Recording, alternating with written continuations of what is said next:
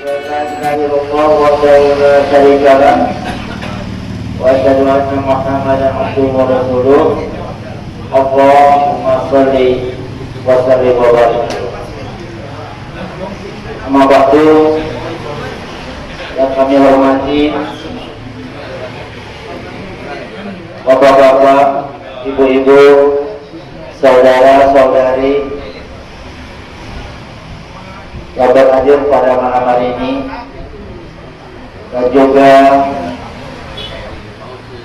tak lupa kami pada Bapak Ustaz Saudara yang telah berhadir bersama kita pada malam hari ini. Allah Subhanahu wa Ta'ala, yang mana pada malam hari ini kita masih lagi diberinya kesempatan serta kesehatan yang kita semua dapat berkumpul di rumah ini, itu dalam rangka acara silaturahim halal bihalal yang dilaksanakan oleh ahli bait, yang mana pada malam hari ini bertempat di rumah Bapak Syariah ataupun lebih dikenal dengan Pak Jali.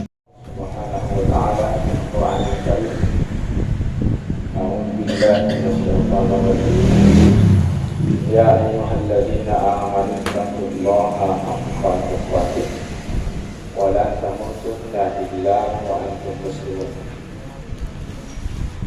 Firman Allah, wahai orang-orang yang beriman, bertakwalah kamu kepada Allah dengan sebenar-benar ketakwaan, dan janganlah kamu mati kecuali dalam keadaan Islam. Alhamdulillah, firman Allah dalam Al-Quran surah Al-Imran ayat 102. Alhamdulillah yang sama-sama kita hormati. Ini baik seluruh keluarga rumah ini, pekerja yang saya hormati, bapak ibu yang berhadir. Syukur kita kepada Allah Subhanahu wa Ta'ala, Allah yang Maha Kuasa, yang menciptakan kita, memberi kita rezeki, menghidupkan dan juga mematikan. Dia juga Tuhan satu-satunya yang berhak dan yang benar untuk kita ibadahi. Kita tunjukkan ibadah kita hanya kepada Allah. Bahkan Allah menciptakan kita semata-mata untuk beribadah kepadanya. Berbagai macam nikmat karunia diberikan Allah kepada kita. Kesehatan dan kesempatan pada malam hari ini kita bisa hadir dalam rangka memenuhi undangan ahli bait. Kemudian salawat dan salam disampaikan kepada Nabi Muhammad SAW, diutus oleh Allah untuk ditaati, dijadikan suri tauladan. Baiklah Bapak Ibu saudara-saudari yang saya hormati, tadi disampaikan 10 Syawal ya. Ini tanggal 20 berarti 25 Syawal ya. 25 Syawal 1443 Hijriah. Kalau Idul Fitrinya sudah habis, karena Idul Fitri cuma 1 hari ya. Idul Fitri cuma 1 hari, kalau Syawalnya 1 bulan ya.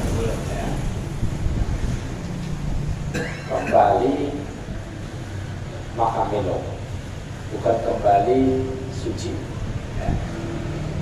Kembali makan minum artinya kembali tidak berpuasa. Makanya tanggal 1 Syawal itu Idul Fitri haram hukumnya berpuasa. Karena itu hari makan minum, tidak boleh berpuasa haram. Kalau dikatakan dia Idul Fitri, kembali makan minum. Nah, sudah pernah kita bahas.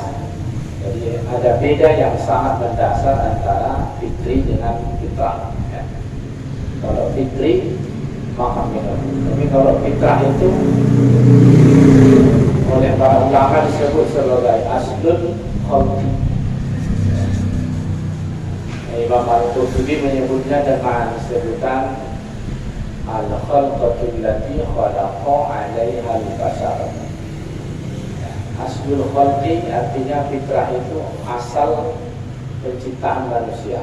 Asalnya manusia itu fitrahnya sudah mengenal Allah. Surah Ar-Rum ayat 30. Waqim wajhaka lid-dini hanifah. Fitrat Allah, fitrah.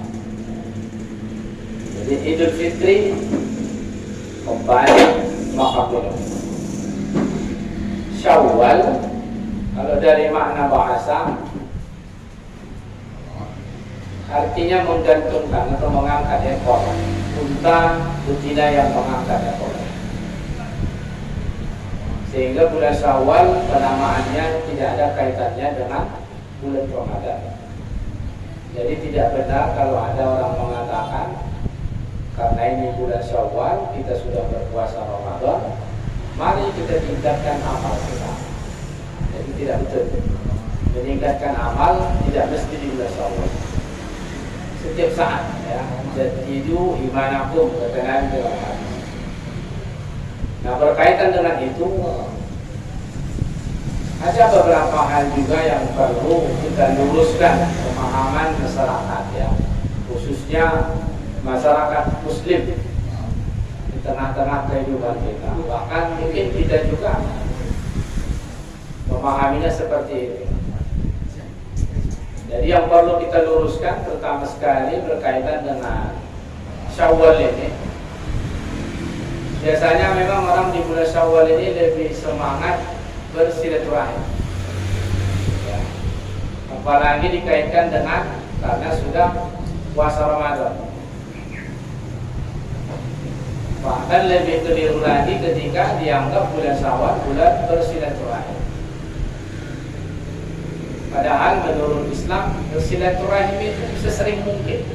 Ya, tidak mesti kita tunggu bulan Syawal. Kalau itu tunggu bulan Syawal pas puasa meninggal dia tak jadi bersilaturahim. Ya kan? Jadi bersilaturahim memang sesering mungkin. Termasuk dalam memaknai silaturahim.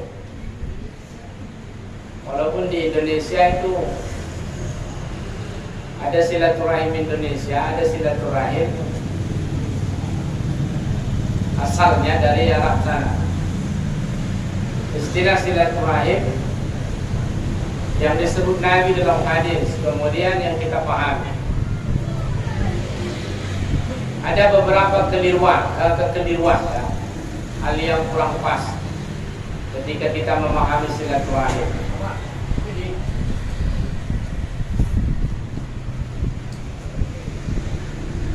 Dan apa nanti keutamaannya kita sering-sering bersilaturahim. Pertama, adakah kaitannya dengan waktu atau penentuan-penentuan? Tak ada orang ya. Islam mengajarkan kepada kita untuk tetap menjalin hubungan silaturahim. Silat dan rahim, wasala yasilu silatan. Asal katanya. Karena memang dari bahasa Arab, maka kita merujuk yang dipahami orang Arab juga. Banyak juga orang di Indonesia yang memaksakan dirinya sampai salah jadi artinya. Walaupun sebenarnya mudah mempelajarinya. Kalau mau mempelajarinya mudah. Tidak mungkin Allah menurunkan Al-Quran dengan menggunakan bahasa Arab sulit kita paham. Jolim berarti apa? Mudah. Bahasa yang digunakan Allah itu walaqad yassarnal Qur'an. Kami mudahkan Al-Quran itu. Bahkan lidzikri, untuk diingat, untuk dihafal, untuk dipelajari. Mudah sebenarnya. Tapi sekarang kenapa kita sulit mempelajarinya? Karena memang mempelajarinya pertama dan tua-tua. Begini sekarang udah baru mau belajar, ya kan? Sulit. Apalagi mau menghafalnya, memahaminya. Menghafal doa saja sulit. Awalnya kita ingat, ujungnya lupa. Dapat ujungnya, awalnya tak ingat lagi. Kenapa sulit? Karena memang sudah tua kita baru mempelajari. Tapi tidak ada alasan untuk berhenti. Jadi ada orang yang memaksakan kali dia pakai bahasa Arabnya, dianggap saking mudahnya, dibuatnya pakai bahasa Arab orang Indonesia, termasuk bahasa Arab Tanjung Balai. Ada kisah nyata yang terjadi di Timur Tengah, di Arab Saudi. Ini akibat memaksakan, karena berkomunikasi di sana, ya, sebaiknya menggunakan bahasa Arab. Jadi ada orang berangkat haji yang tidak paham bahasa Arab, bertanya kepada orang yang sering ke sana, dia bilang pakai aja kamus. Ternyata tidak bisa kita mengindonesiakan Arabnya, tak bisa. Bahkan sebaik-baiknya menulis Arab itu dengan bahasa aslinya tak bisa diikuti bahasanya, penulisannya. Ada penulisan Latin yang ada ketentuannya. Seperti kalau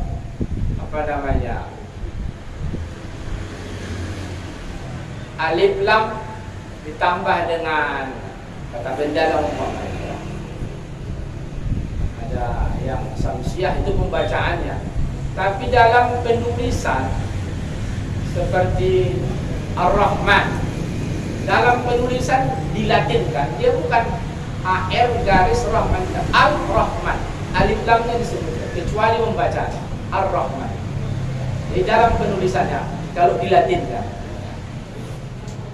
Jadi idealnya memang mesti diarabkan, dia dibaca bahasanya. Makanya penulisan sholat di Indonesia banyak modelnya. Ada sholat penulisannya S pakai H. Maka mudah sebenarnya Pak belajar bahasa Arab. Tak sesulit bahasa Indonesia. Kalau tak percaya orang Bapak, kalau ada Bapak tulis bisa saya buktikan. Mudahnya belajar bahasa Arab. Bahasa Indonesia malah sulit. Kalau tertulis begini Pak, tengok Bapak lah, saya tuliskan. Bayangan saja Bapak ya. Nah, ini kalau bahasa Indonesia begini, huruf apa ini? A apa namanya? A besar kan? A besar. Itulah bahasa Indonesia ya. Ini A, ini apa? Pasti anak-anak kita A besar. Kalau begini, saya buat begini Pak.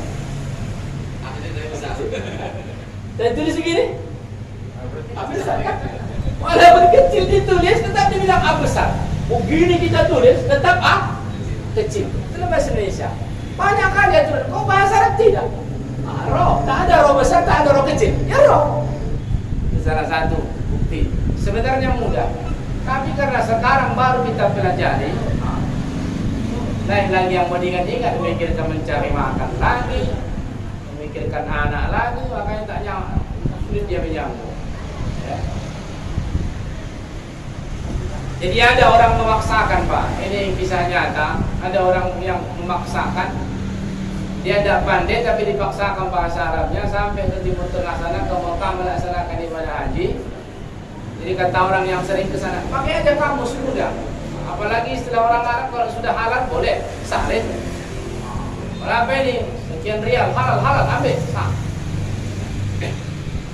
Jadi sampai di sana digunakan lagi bahasa kamus. Ya. Menanya nama, mas muka, menanya harga, singkat cerita belanja dia Pak. Belanja pakaian, beda baju, berapa harganya? Karena bawa kamus, dia aja kamus berapa kam? Oh mudahnya bahasa Arab katanya.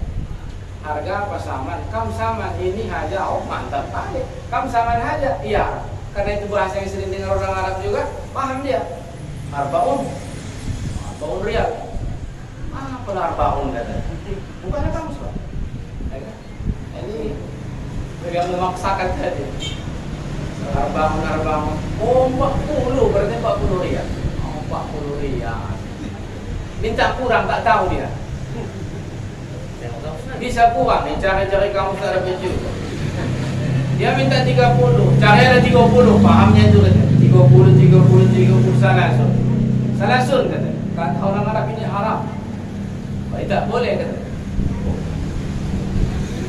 Minta aku mati lah dia. Tolong penyumbang dengan aku mati. Aku mati. Apa aku mati? Ternyata tidak bisa kita susun sendiri. Ada ketentuan. Berapa harga mati? Berapa harga mati? Berapa ketika harga sama? Mati apa yang mati? Tengok lah kamu. Mati. Oh maut. Kamu sama maut. Kamu sama maut. Orang Arab demo. Bahasa apa ini? Kamu sama maut. Ini jual beli kok centang mati. Datang orang Arab dia bilang, al-maut dari Ma'munah. Kami tak menjual mati gitu. Ya, terlalu memaksakan. Banyak salah. Maaf ya Pak. Kita di Indonesia ada istilah halal bihalal. Itu maksud saya Pak. Ya. Walaupun di Indonesia itu sudah dimaklumi halal bihalal, tapi versi kita lah Indonesia. Susunannya juga memang secara gramatikal bahasa Arab memang tak ditemukan apa ketentuan susunannya. Halal bihalal, halal sama halal, apalah maknanya? Ya sebenarnya tidak ada. Kalau kita baca dalam sejarah, ini pangeran apa namanya? Yang pertama sekali membuat kegiatan halal bihalal. Dan kaitannya memang dengan lebaran. Niat dia baik memang. Tapi kita khawatir dimaknai dengan salah kalau orang tidak paham. Karena berapa ratus tahun yang lalu diadakannya halal bihalal di kerajaan setiap habis lebaran. Hari Idul Fitri itu 1 Syawal itu dikumpul semua.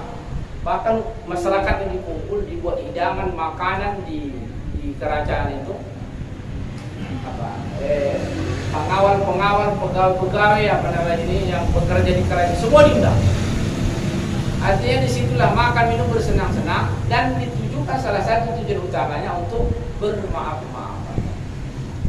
Itu juga sebenarnya walaupun kita tidak katakan salah mutlak, tapi ada kekeliruan di sini. Sehingga sampai sekarang orang memahami maaf-maafan itu ya ayo. Padahal ya ayo tak perlu maaf-maafan lagi. Kita benar. Apalagi cuma menunggu lebaran. Halal bihalal, halal dengan halal. Itu istilah orang Indonesia. Kemudian istilah silaturahim juga. Ini juga sering disalah maknakan. Silat wasala yasilu silatan. Itu sampai atau menghubungkan nanti. Ar-rahim itu rahim, tempat perempuan mengandung anak. Silat rahim. Jadi dengan makna itu dan didukung dengan beberapa hadis Nabi yang lain, silaturahim itu sebagaimana yang dijelaskan oleh Imam Nawawi dalam Syarah Muslim ketika menjelaskan hadis tentang silaturahim. Imam Nawawi kasih pengertian wa amma silaturahimi, adapun yang dimaksud dengan silaturahim itu maknanya al-ihsanu fahiya al-ihsanu ilal aqarib. Bersilaturahim itu maknanya yang sesungguhnya, kata ini Imam Nawawi yang bilang, bukan saya Pak Ibu ya. Dan saya lebih memang cenderung mengikuti pendapat itu. Nanti baru dikuatkan dengan hadis Nabi yang lain. Adapun yang dimaksud dengan silaturahim, wa amma silaturahimi, adapun yang dimaksud dengan silaturahim, kata Imam Nawawi, fahiya al-ihsanu, yaitu berbuat baik ilal aqarib, kepada al-aqarib. Aqarib ini karib, kerabat. Yang dimaksud kerabat itu dijelaskan lagi oleh Ibnu Hajar al-Asqalani dalam Syarah Bukhari Fathul Bari. Dia bilang yang dimaksud dengan bersilaturahim itu kepada kerabat orang yang memiliki hubungan nasab dengan kita. Walaupun ada perbedaan di kalangan beberapa para ulama dengan memaknai ya secara khusus itulah di antara keluarga, tapi secara umum mereka mengatakan silaturahim itu yang menjalin hubungan yang baik kepada sesama muslim. Apa landasan dalilnya? Kenapa silaturahim itu lebih ditekankan kepada orang yang memiliki karib kerabat, terutama sekali kepada orang tua. Kerabat orang tua. Hadis Nabi riwayat Al-Hakim. berkaitan dengan berbaktinya orang tua, berbaktinya anak terhadap orang tuanya, terutama sekali sudah meninggal dunia. Salah satu dari 5 yang disebutkan Nabi itu ada silaturahmi, hubungan kekerabatan. Kekerabatan orang tua kita yang meninggal, entah adiknya, ponakannya, yang punya nasab, baik yang saling mewarisi ataupun yang tidak mewarisi. Ya, kerabat punya hubungan nasab.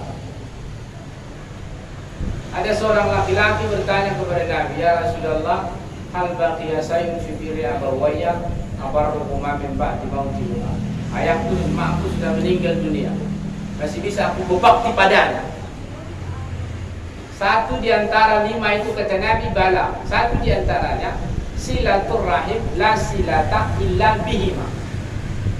Engkau tetap menjalin hubungan silaturahim yang dibina oleh atau dibangun, dijalin oleh orang tuamu dulu. Yang tidak ada silaturahim itu kecuali mereka jalin hubungan kekeluargaan. Jadi makna yang lebih tepat dia memang Bapak Ibu, istilah silaturahim itu kalau di Indonesia silaturahmi namanya ya. Ini sudah dimaklum oleh silaturahim itu maknanya silaturahmi lain. Sama dengan yang sering kita dengar, dimaklumi juga zakat fitri, dibuatnya zakat fitrah bantil situ. Ada yang lebih keren lagi, zakat fitoha. Ini lebih keren lagi kan. Walaupun sebenarnya ada bahasa yang lebih baik kita gunakan, karena memang begitu bahasa yang digunakan Nabi. Zakat fitri bukan zakat fitrah. Itulah maknanya tadi yang di awal tadi saya sebutkan, sangat jauh berbeda. Antara fitri dengan fitrah itu berbeda. Jauhnya bedanya macam langit dengan bumi. Jauh sekali, tidak mengenal sama sekali. Ya, walaupun sudah dimaklumi, benar fitrah itu fitri deh. Jadi orang punya nama anak namanya fitri sama fitrah yang jelas berbeda. Walaupun lahirnya di Idul Fitri, maksudnya suci, tapi kok suka kali makan, suka jajan, belanja, memang itu artinya. Ya, anakku ini kok dikasih namanya baik-baik, lahirnya pas Idul Fitri hari raya, dibuat fitri biar suci. Karena kok sukanya jajan, belanja, makan, minum, ya itu memang artinya fitri itu makan minum. Jadi beda dengan fitrah. Yang pasti kita jangan ikut-ikutan lah, ya. Yang pasti kita jangan ikut-ikutan lah. Apalagi dia sandarannya bahasa-bahasa sandaran yang harus disandarkan kepada Nabi. Itu lebih utama. Begitu dibahasakan Nabi, begitulah kita ikut. Jadi satu diantaranya kata Nabi, orang yang punya orang tua yang sudah meninggal dunia itu kaitannya dengan makna silaturahim, bahwa kaitannya itu antara seseorang dengan orang lain yang punya hubungan kekerabatan. Itulah yang harus disambung, diperbaiki. Silaturahim la silata illa bihima. Silaturahim yang dibina, dijalin orang tua kita dulu ketika mereka masih hidup, yang tidak akan pernah ada hubungan silaturahim itu kecuali melalui mereka. Itu maknanya yang pertama.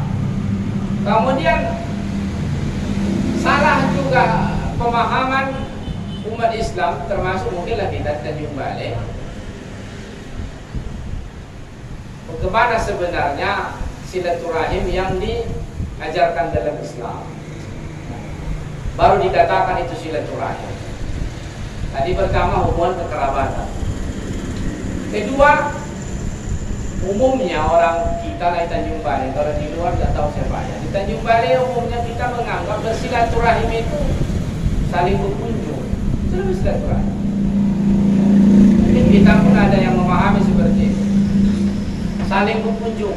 Ada orang berkunjung ke rumahnya, 2-3 hari akan datang, dibalasnya dia pulang berkunjung. Dianggap bersilaturahim lah seperti itu. Menurut kita yang kita pahami. Dan sampai sekarang masih banyak orang yang memahami seperti itu.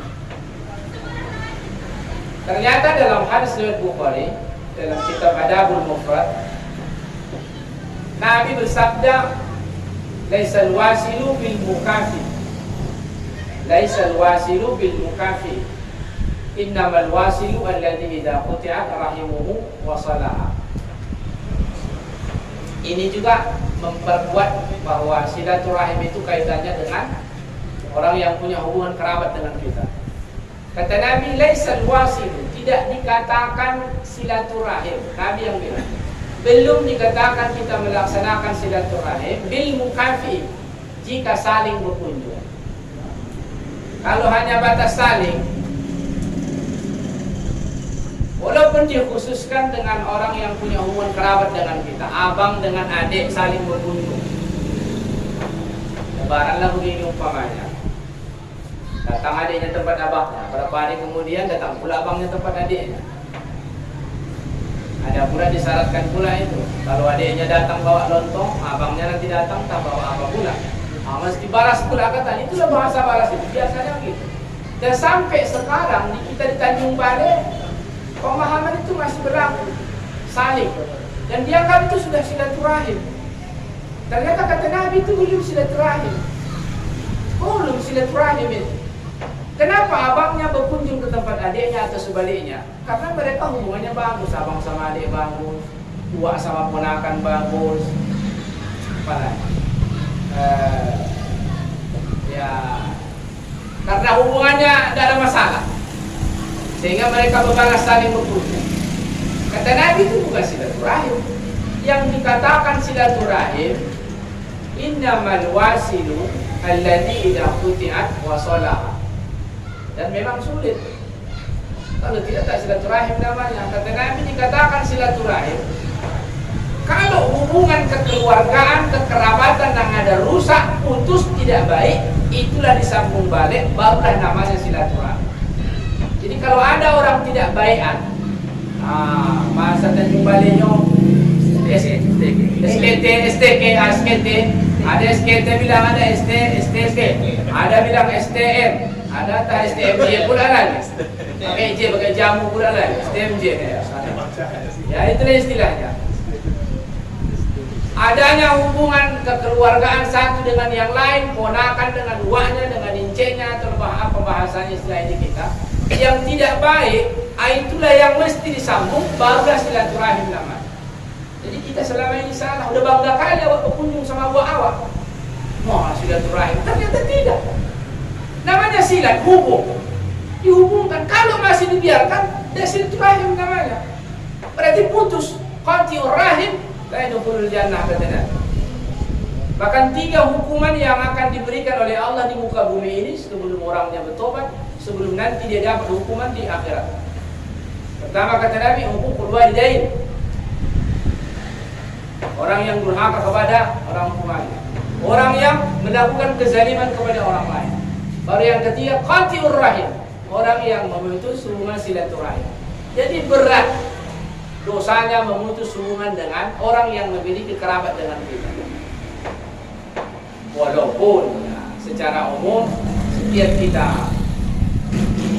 melakukan kegiatan-kegiatan apa kunjungan terhadap sesama muslim, secara umum dimaknai juga silaturahim. Dan ini sering digunakan dalilnya secara umum, itu surah An-Nisa ayat yang pertama. Surah An-Nisa ayat yang pertama tentang silaturahim secara umum, tapi secara khusus lebih ditekankan kepada orang yang memiliki kekerabatan.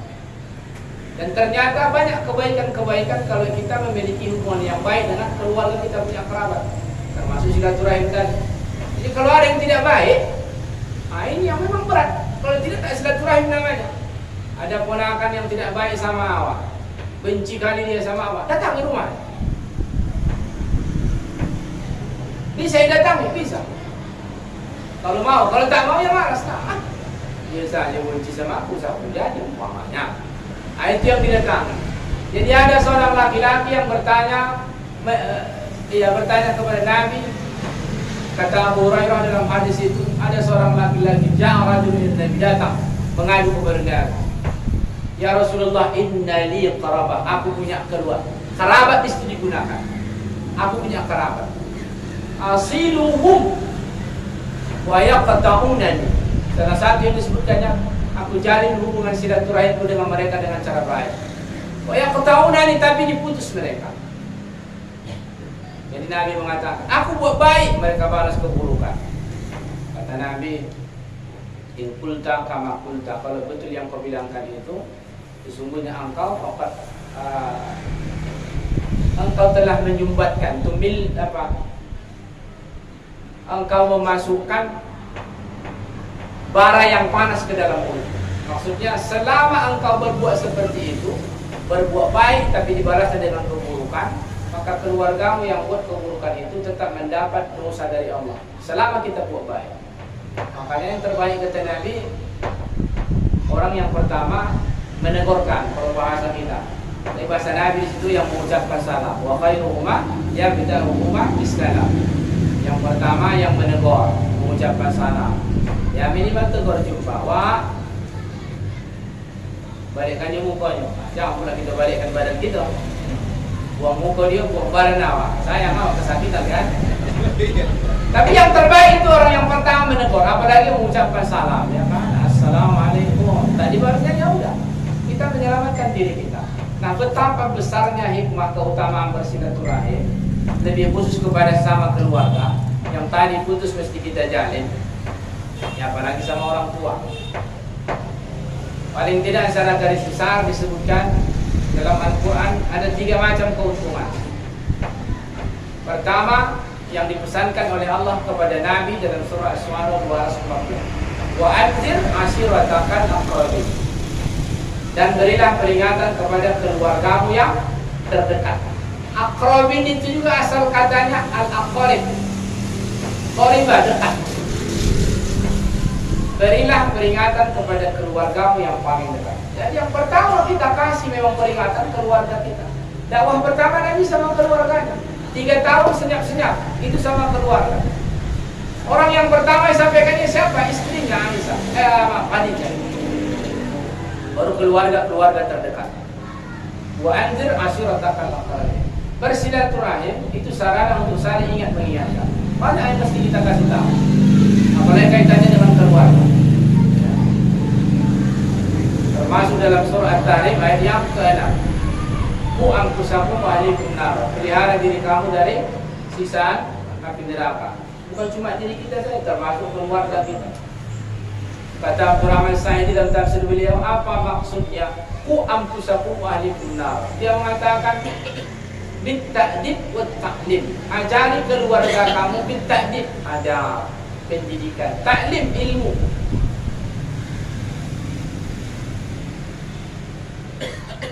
Ajari mereka ta'dib, pengajaran, apakah itu pendidikan, apakah itu adab, ta'lim, dan kasih mereka ilmu.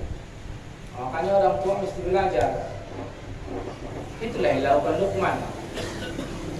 Orang tua mesti belajar supaya bisa menjadi contoh kepada anak dan keturunan. Keutamaan yang pertama itu apa itu? Anzir ashiratakal aqrabin. Kita kasih tahulah keluarga kita yang paling dekat. Karena kita berharap juga keluarga kita itu di sini juga menjadi keluarga kita nanti. Bisa rupanya, ya bisa kali lah. Termasuk para istri, termasuk para suami. Kalau suaminya tidak peduli kepada istrinya, tidak peduli kepada keluarganya, secara otomatis berarti dia tidak mau keluarganya itu nanti menjadi keluarganya juga di akhirat. Karena bisa menjadi tongkat satu keluarga. Kalau tingkat imannya sama, alladzina amanu wattaba'athum dzurriyyatuhum biimanin alhaqna bihim dzurriyyatahum wa ma alatnahum min amalihim min syai'. Bahkan bukan cuma anak cucu tapi dzurriyyah. Dzurriyyah itu keturunan. Anak cucu cicit piut tahu lagi namanya apa. Bisa satu tempat. Kalau tingkat keimanannya sama. Yang kedua, nah ini juga kaitannya juga silaturahim. Dalam hal disebutkan Nabi penguatan bahwa silaturahim itu memang lebih tepat dikhususkan kepada orang yang punya kerabat dengan kita, hubungan nasab, keluarga. Keutamaan bersilaturahim yang kedua, sarana ta'awun namanya. Tolong menolong, ta'awun. Wa ta'awanu 'alal birri wat taqwa wa la ta'awanu 'alal ismi wal 'udwan. Tolong menolong dengan kebaikan. Dalam hadis kata Nabi, kita bersedekah Bapak Ibu sama orang yang tidak punya hubungan kerabat dengan kita, itu dapat pahala 1. Shadaqatun 'alal miskina, kata Nabi, shadaqatun. Bapak ibu rajin bersedekah membantu orang yang tidak punya hubungan kerabat, punya hubungan keluarga dengan bapak ibu. Pahalanya satu. Kalau dilipat gandakan pun Al-An'am ayat yang ke-160 itu dibalas 10 kali lipat. Man ja'a bil hasanati falahu asyru amsalih. Kita suka membantu orang, bersedekah, apalagi menolong orang kesusahan yang tidak punya hubungan kerabat dengan kita. Nilainya cuma satu pahala, kali 10. Bedanya dengan keluarga kita. Wa 'ala dzirrahimi. Tapi ketika kita membantu orang yang punya hubungan kerabat dengan kita, isnatani, dapat 2 pahala, kali 10, 20. Kita membantu atau bahasanya bersedekah, membantu yang kesusahan, yang tidak punya hubungan kekeluargaan, dibanding dengan kita membantu keponakan kita, dia susah. Kadang-kadang ada juga manusia ini, dia lebih semangat menolong orang. Lebih semangat menolong orang daripada menolong keluarganya. Ada juga begitu Pak. Di sana, di sini mungkin ya. Di sini tak ada begitu Pak ya. Alhamdulillah lah Pak. Kalau keluarganya minta tolong, berat kali. Tapi kalau orang lain bangga rasanya. Masa tadi Pak dia bilang mogah dia menolong orang lain. Tapi keluarganya kesusahan, keponakannya susah, padahal dia punya. Dia mampu. Sulit dia membantu. Kadang-kadang tabiat manusia itu banyak juga yang tidak baik. Karena mentang-mentang saudara sudah dibantu, mau lagi dikasih utang, dikasih pinjam, tak banyak-banyak pula Pak. Ada juga yang begitu. Bahasanya ada tak bayar tidak bang punya, tak bayar tidak dia punya. Dimakankan pun untuk anakku, kemana anaknya kata. Dia pula yang berhukum. Ada juga begitu. Ya sama saudara utang juga, mati juga Pak, sekali tak bayar dosa juga. Maka muflis, ada juga orang berpikiran seperti itu. Alah aku kan adiknya. Aku bayar pun tak apa, mengapa rupanya? Yang makan itu pun anakku, kemana anaknya? Ada juga begitu, ada begitu. Ada begitu. Begitu dia mati, nggak selesai. Walaupun ada juga Pak di Sungai Dua pengajian begitu Pak. Katanya kalau dia punya utang mati, utang itu dia penghapus. Jadi ada yang menyampaikan, betul itu Pak. Kita kalau punya utang sama orang Pak, kemudian kita meninggal, ternyata dia akan hangus ya. Tuh, siapa yang bilang? Ada pengajian di sana Pak. Waktu itu saya ikut mendengar katanya. Jadi katanya utang itu hangus. Jadi belum saya jawab itu Pak, saya tanya saja dia. Coba Bapak perhatikan. Siapa-siapa jemaah pengajian dia itu tandoi. Kenapa Pak? Bapak udah tandoi, itu datang besok mau utang kasih. Kenapa kita dibayar gitu? Tunggunya saja mati hangus. Siapa bilang hangus? Enak kali. Rupanya ketika ditanya alasannya pun, apa dalilnya Pak? Kok bisa seperti itu? Ya memang dalil kan ada, memang begitulah kebiasaan kami dari dulu kami menyampaikan. Ada.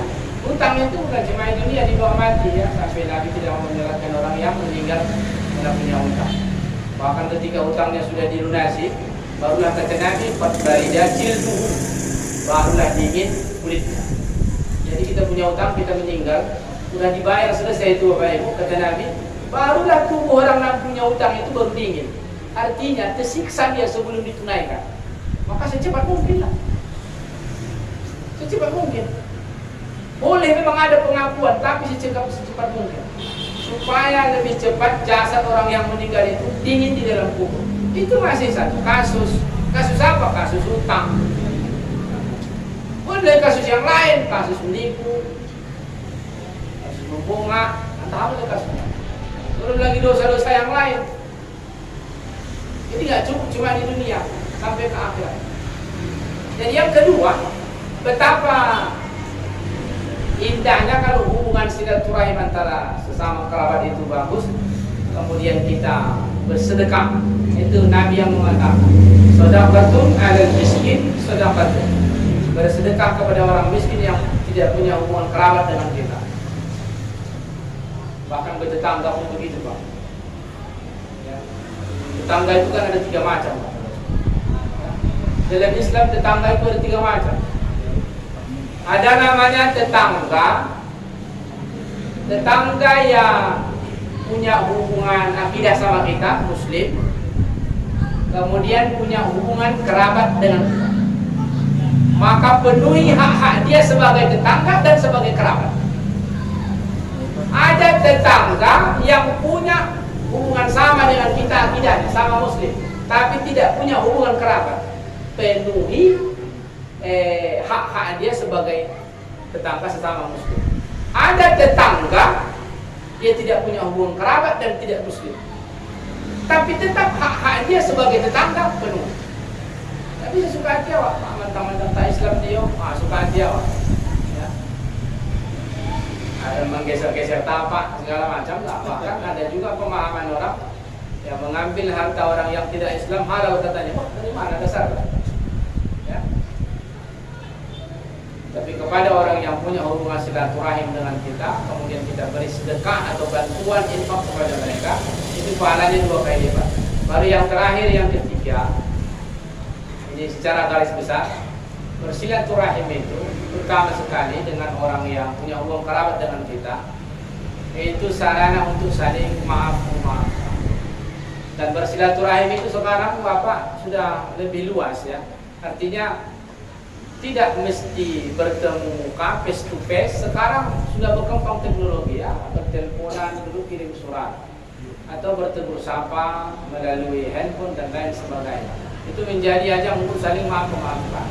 Seberapa sering? Sesering mungkin. Meminta maaf itu tidak seperti di awal tadi. Meminta maaf itu tidak ditentukan waktu. Nabi hanya mengingatkan. Dalam hadis Bukhari kata Nabi, "Man kanat lahu mazlamatun li akhihi min irdihi." Siapa yang punya dosa kezaliman terhadap orang lain, siapa saja, boleh keluarga, falyatahallalhu, maka hendaklah. Nah, di sana kalimatnya kalimat perintah. Falyatahallalhu, minta halalkan dia. Kata Imam Nawawi dalam Syarah Muslimnya, falyatahallalhu artinya itu maknanya yatlubu minhul afwa, minta dari dia kemaafan sebelum sampai datangnya hari tidak berguna dinar dan dirham. Artinya sampai di hari kiamat tak bisa lagi bayar-bayar. Yang ada apa? Itulah diambil pahalanya, diberikan kepada orang yang dizalimi. Jadi kalau bahasa Nabi muflis namanya, bangkrut. Orang Malaysia bilang bankrupt. Kita kadang bangga dengan amal ibadah kita, tapi sama tetangga kita tidak baik. Ada orang hanya mikirkan pribadinya saja, tidak peduli dia sama orang. Dia anggapnya sudah asal sholat, ibadah, haji, bersedekah, masuk surga. Oh, belum tentu. Ada hablum minallah, ada hablum minan nasnya. Kita baik hubungan kita kepada Allah, ada indikasi. Baik hubungan kita dengan sama manusia. Baik hubungan kita dengan alam. Hablum minallah, hablum minan nas. Dalilnya secara umum disebutkan Allah Al-Ankabut ayat 40. Aqimis salata. Inna salata tanha 'anil fahsya'i wal munkar. Tegakkan salat. Salat itu hablum minallah. Salat bisa mencegah keji dan munkar. Baiknya hubungan kita dengan Allah, bernilainya salat kita. Ditandai dengan bisa mencegah kita dari perbuatan keji dan munkar. Perbuatan yang tidak baik. Termasuk terhadap sama manusia dengan alam. Jadi bukan hanya kebanggaan ketika kita beribadah hanya secara pribadi kepada Allah, kemudian kepada sesama kita tidak. Makanya ada perempuan bertanya kepada Nabi, "Ya Rasulullah, innal mar'ah tusalli bil lail, tasumu bin nahar, walakin tu'zi jaraha." Ada perempuan yang kenal kata perempuan itu. Dia hubungannya sama Allah pada kali, malam salat malamnya luar biasa, siang hari puasa. Walakin tu'zi jaraha, tapi dia masih mau menyakiti tangganya. Nak peduli sama tetangganya, maka menyakiti tetangga. Lalu Nabi perempuan itu bertanya, "Aina hiya ya Rasulullah?" Oh, mati dia di mana tempatnya? Kata Nabi langsung spontan, "Finnar di neraka." Jadi 3 hal itu bisa kita dapatkan, bisa kita lakukan dengan gemar bersilaturahim. Secara khusus lebih ditekankan kepada orang-orang yang memiliki hubungan kekerabatan dengan kita, kekeluargaan. Nah, jadi mudah-mudahan kita terus belajar supaya kita tidak salah memahami makna, memahami agama yang diturunkan oleh Allah melalui Nabi. Mudah-mudahan bisa kita menyeimbangkan, menyesuaikan hablum minallah kita dengan hablum minannas. Jadi Bapak Ibu saudara-saudari yang saya hormati, ya mudah-mudahan bermanfaat. Terima kasih segala perhatian, maaf atas segala kekurangan, ya, dan terima kasih lebih khusus kepada tuan rumah Pak Jadi namanya. Maka sudah Sarian. Kepada Pak Sarian atau alias Pak Jadi, mudah-mudahan menjadi amal kebajikan. Demikian saja Abdul Kalam. Ini Pak Sarian itu apa nih lolo? Tapi tak hitam ya Pak. Lolo juga. Terima kasih Abdul Kalam. Assalamualaikum warahmatullahi wabarakatuh. Waalaikumsalam. Bapak Ustaz kita menyampaikan tausiahnya di hadapan bersama. Semoga apa yang telah disampaikan tadi membahas tentang arti daripada silaturahim yang sama kita tahu. Tapi intinya yang terakhir tadi ayat ketiga ini, jangan sampai kita memutuskan hubungan silaturahim kita kepada sesama kerabat kita. Baiklah, dengan selesainya tausiah tadi, maka terakhir sudah acara kita pada malam hari ini. Kebetulan ini hidangan sudah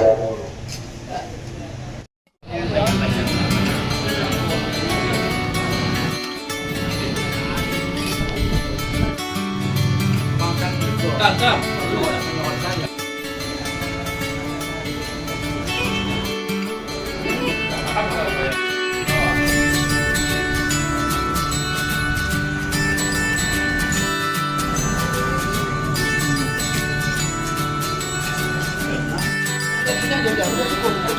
Tunggu.